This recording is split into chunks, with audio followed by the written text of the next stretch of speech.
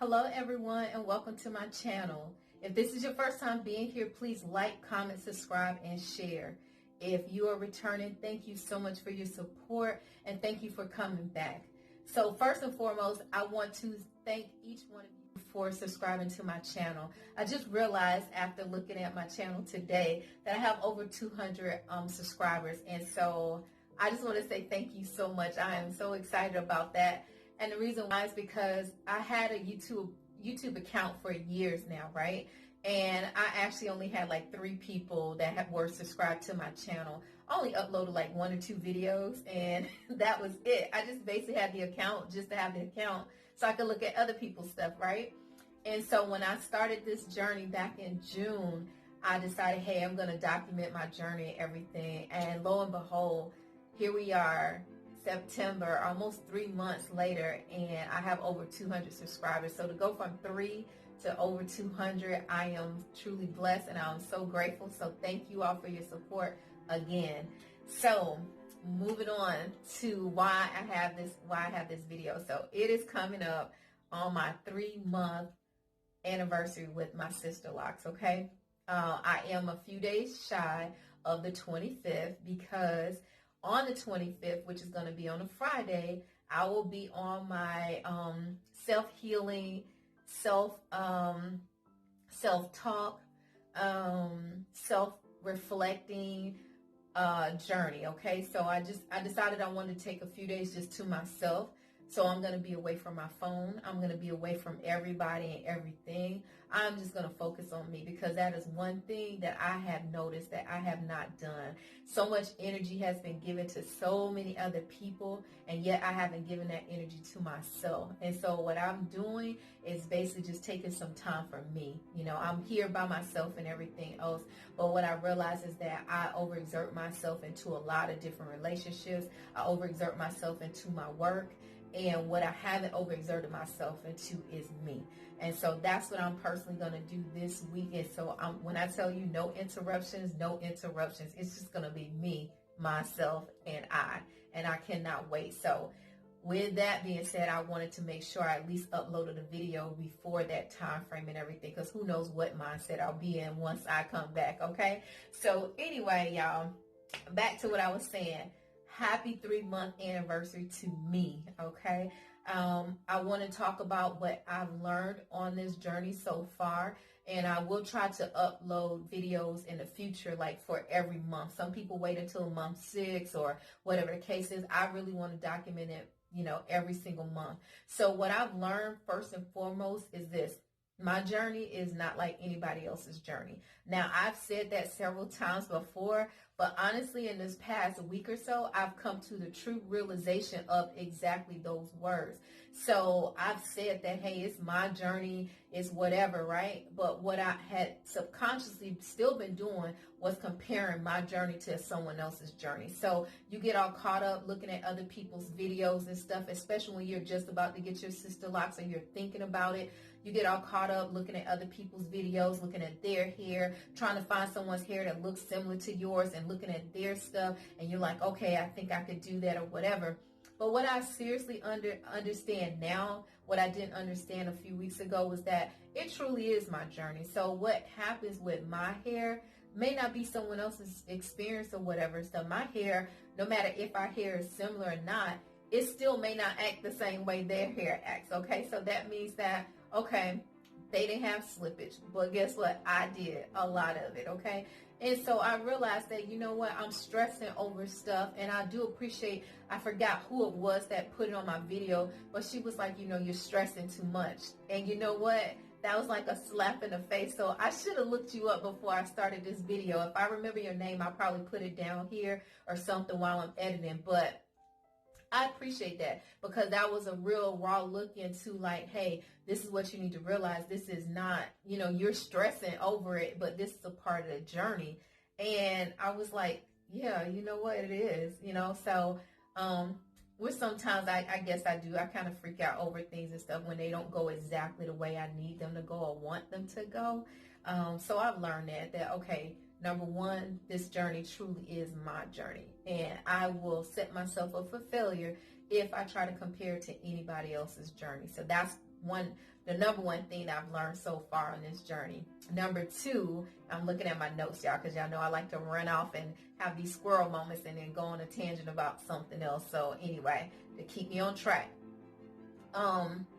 Right now, my lock count is somewhere between 442 and 449. I realized that I have a lot of twin dragons in here. When I say twin dragons, that just means that my loctician decided to take my locks because they were thin, especially on this side, and she decided to combine them. And so, yes, it does kind of mess with your grid or whatever and stuff, but I don't really care because honestly, who's going to be able to see my grid, like, bottom line? So anyway, I'd rather the hair be thicker and stuff like that versus me losing locks in the future. So she did combine a lot of locks. I only thought that she combined like 6 of them the last time, but I was wrong. She like combined way more than that, and I didn't figure that out until after I went to go actually go and put some oil on my scalp, which brings me to another thing, okay? Because my hair is the way it is and my scalp is the way it is, regardless of whether my scalp is a product junkie or not, and it's having these relapse right now and it's going through its own thing, the dandruff is real, okay? My dermatologist told me it's not really dandruff, that it is actually dry scalp, and she said it's close to psoriasis, but it's not psoriasis. And so she gave me some, I talked about it before, Dermarest to put in my scalp, but it's like a gel and everything like that, and it does still create buildup. And what I noticed when I was using it is that when I would just go and rub in my scalp like this, I could feel like the scalp actually coming up, with this dry skin or whatever coming up. So I was having more of an issue with that than I was with the actual dry scalp or dandruff. So I haven't used that as much, okay? I put it in certain little spots or whatever. But, and once those areas come up or whatever, I try to take a washcloth and go over it just to kind of get it all out, right then and there and everything. And so, my dermatologist also told me about salt water, which helps with slippage. And the reason why I'm listening to my dermatologist on this, if you didn't look at the other video, my dermatologist has Sisterlocks and has had them for like 14 months now. And so she told me, she recommended, hey, use some water, and it helps to roughen your hair and change the texture of the hair. And so therefore it helps to prevent that slippage, especially for the soft hair that I have around the perimeter of my hair. Over here in this area, even though it usually would be slipped, that most of the locks would have slipped by now, they haven't. And I think it's just because of the salt water. And also me not washing it. I haven't washed it. I basically took a washcloth, took some hot water, put it on the washcloth, and just kind of like pull my locks out here and just kind of like went over them and everything like that to help remove any excessive dirt or the salt itself or whatever. And then I went back in and I sprayed it again with the salt and everything. And I haven't sprayed it with the salt that much this week. I've only done it twice so far since I washed it. Another thing that I learned was, what was I gonna say? Making sure you braid and band the correct way, even though I'm not currently doing that. Again, for those of you who have the baby locks or whatever stuff, it's super difficult for us to braid and band. I mean, to be truthful now, because seriously, when your hair is that short and everything, like even right now, it's hard for me to braid and band because it doesn't matter. I could braid my hair. I'm still going to have this little afro puff at the end because I can't get all my hair together. And if I do try to get it together, do you know how long it's going to take for me to take these braids out if I do that? Because I can only gather like maybe 5 or 6. I mean, well, I'm not going to say 5 or 6. Maybe at most 10 locks at a time, okay, in order for me to even be able to braid down to the end, to keep the ends in. Otherwise, if you do it any bigger than that, I can't put my hair in 4 sections and think I'm actually going to come up with a braid.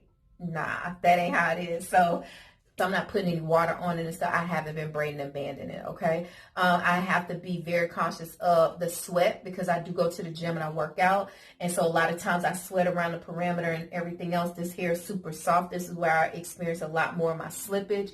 But recently I haven't had too much slippage, and I've been using like a little small headband to push my hair back here in order for it to stay out of my forehead and everything. And of course I use my towel to basically blot it dry each and every time. With that though, y'all know I'm just like, my hair, these edges, Lord, they are coming along. Okay, I'm proud. I'm proud because remember when we first started out, this right here was just as bald as my forehead was, but it's coming. Look at all those gray hairs right there.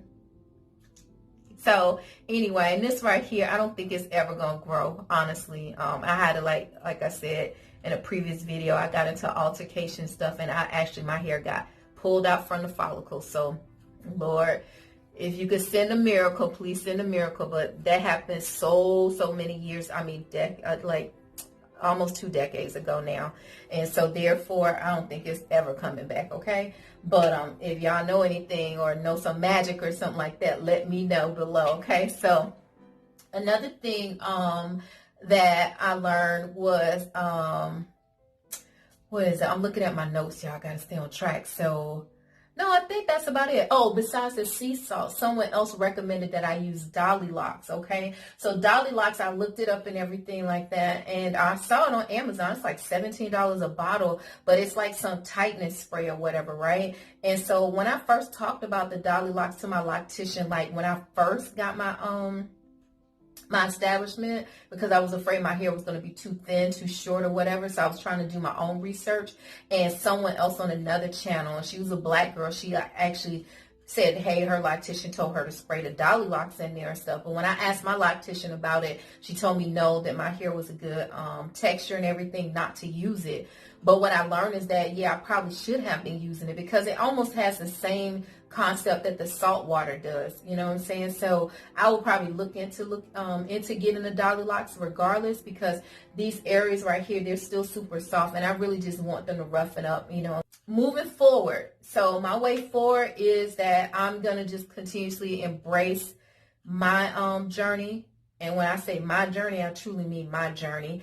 I'm not going to compare my hair to anybody else's hair, even though some of y'all hair is gorgeous. Don't get me wrong. Gorgeous, okay? But I just have to get out of the mindset that, hey, that's how my hair is going to end up looking, or that's how I want my hair to look. Because the bottom line is that my hair is going to take on whatever journey it wants to take on. It's going to do exactly what it wants to do. And you know what? I'm going to be happy with it. I am going to be happy with it. So when I say expectations and stuff, none. That's where I'm at now. What's so crazy, y'all, is this trip that I'm going to take on Thursday night. It is so needed. I know I'm going away from these Sisterlocks, but I'm telling y'all, this journey by itself, the Sisterlock journey, has shown me so much about myself that I'm just like, man, like, I don't think I'm messed up, but I just realized that I have neglected so much of myself in so long. Like, I've always been that person that you could call on to help you with whatever issues you have. Even if sometimes I don't have it, or if it's my last, I'll give my last. Even if that means my last bit of money. I mean, my last mental thought. I mean, everything. It's just like I would empty myself for people. And, you know, when it's time for that to come back to me, it never happens like that. So, and it's been very disappointing. And so the reason why I've been so disappointed is because I realized that I expect so much out of those people, because I would do that for them. So why would they not do it for me in return? You know what I'm saying? So a lot of times now on this Sisterlock journey, I realized that, man, I expected my hair to be a certain way. And when that didn't go the way I wanted it to, guess what? I was all in my feelings. Y'all remember my videos. And so I'll tell you, sister was almost in tears talking about her hair, talking about I'm going to put glue in it, doing all of this stuff. But what I realized is that it was so much deeper than just these Sisterlocks. So expectations out the window. That's with my Sisterlocks and with people now, okay? So I don't have time. It's just like, you know what? It is going to be what it is, and that's just going to be it. And I'm going to be okay with it regardless. But I'm not going to put into anything that's not willing to put into me and stuff. So my Sisterlocks, I'm putting into y'all. Y'all better come on with it for real, because I'm putting into these Sisterlocks. I'm putting into my Sisterlocks by not really doing anything with my Sisterlocks, honestly, okay? I just need to leave it alone. I don't need to be stressed over it or anything else. And I don't need to stress myself over anything else, for real, in life itself. So my Sisterlock journey has just opened my eyes to so many different things. Patience. Y'all, I always pray for patience, but Jesus, when I say I pray for patience and God puts me right in a situation where I have to exercise patience, I fail.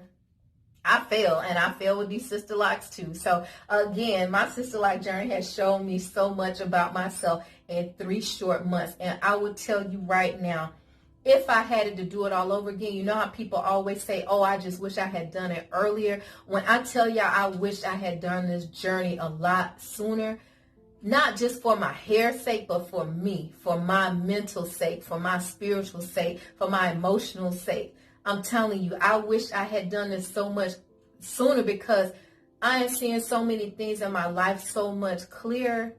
It's not even funny. That's crazy. Maybe I'm giving too much credit to the Sisterlocks, but I'm telling y'all, that's the only thing that changed in my life for me to be looking at things the way that I do now. I got these Sisterlocks, and so I've been battling with them like I've been battling with a lot of other things in my life and everything. So again, I'm not going to try to make this video forever, because right now it's almost 18 minutes in. Y'all, I'm going to go ahead and leave y'all. But thank you again. Thank you so much for the over 200 subscribers. Thank you for being on this journey with me for the past 3 months. Be blessed.